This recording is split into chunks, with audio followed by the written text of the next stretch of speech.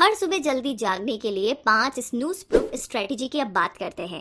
पहली स्ट्रेटेजी में रात में सोने से पहले ही अपने अगले दिन की प्लानिंग कर लीजिए।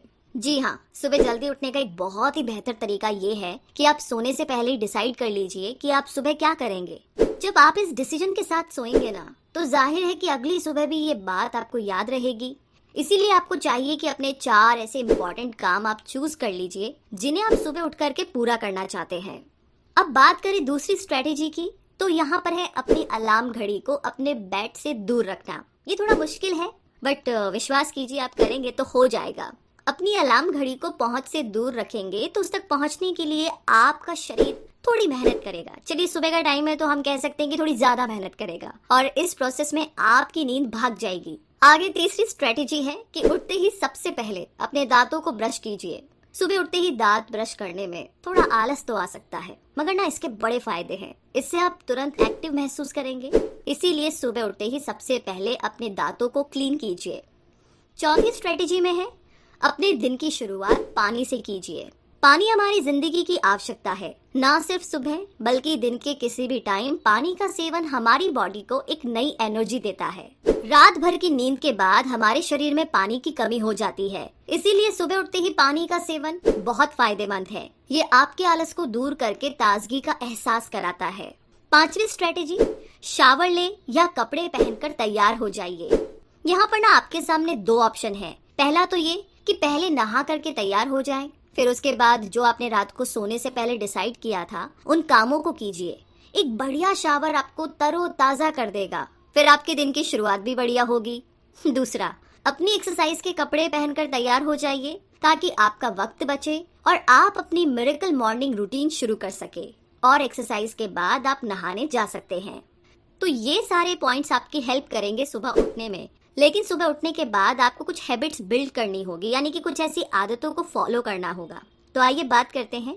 ये 6 आदतें हैं जिनकी मदद से आप अपनी सारी क्षमताओं का भरपूर उपयोग कर पाएंगे। इन 6 आदतों को आप सेवर्स यानी कि SAVERS शब्द से याद रख सकते हैं। तो सबसे पहले जानते हैं S का अर्थ, मतलब साइलेंस यानी कि शांति, जो हमारी दिनचर्या के हमारे रूटीन की सबसे इम्पोर्टेंट चीज है।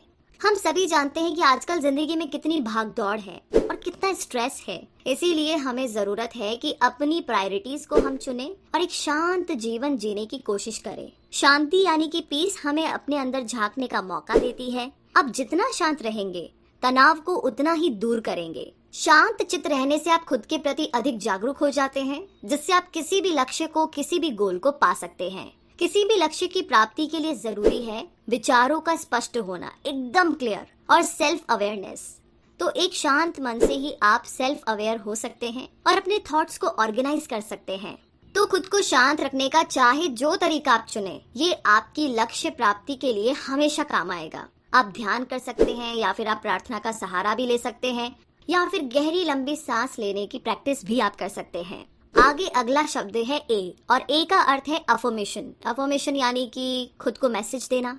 एक्चुअली मोहम्मद अली हमेशा ना अपने आप से कहते थे कि मैं महान हूँ, मैं ग्रेट हूँ, और इसका रिजल्ट हमेशा वही रहा जो उन्होंने अपने बारे में यकीन से कहा था।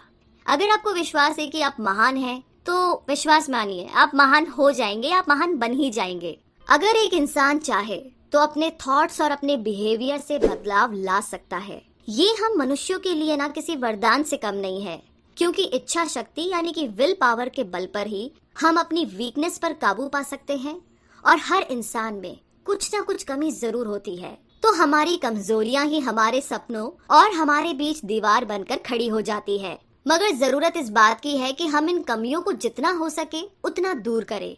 अपने अंदर झांक कर ही हम खुद से सवाल जवाब कर सकते हैं। जो हमारी कमियां हैं उन्हें दूर करके अपनी अच्छाइयों को उभार सकते हैं।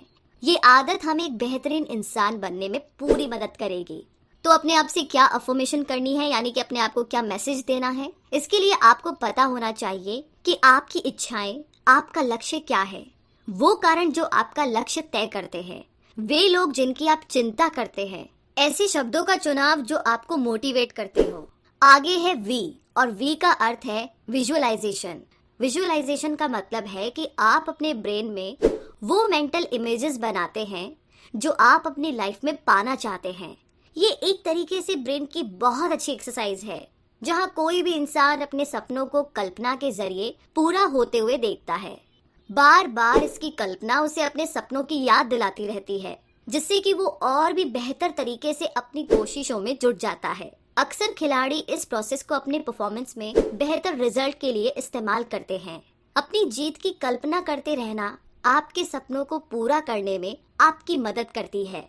मगर हमें से बहुत सारे लोग बीती हुई सारी दुखद घटनाओं को, मेरे साथ ऐसे हुआ, इतना बुरा हुआ, मेरे साथ ये नहीं होना चाहिए था, मतलब इन सभी घटनाओं को अपने मन में दोहराते रहते हैं, जिससे ना हमें सिवाय दर्द और तकलीफ के कुछ और नहीं मिलता।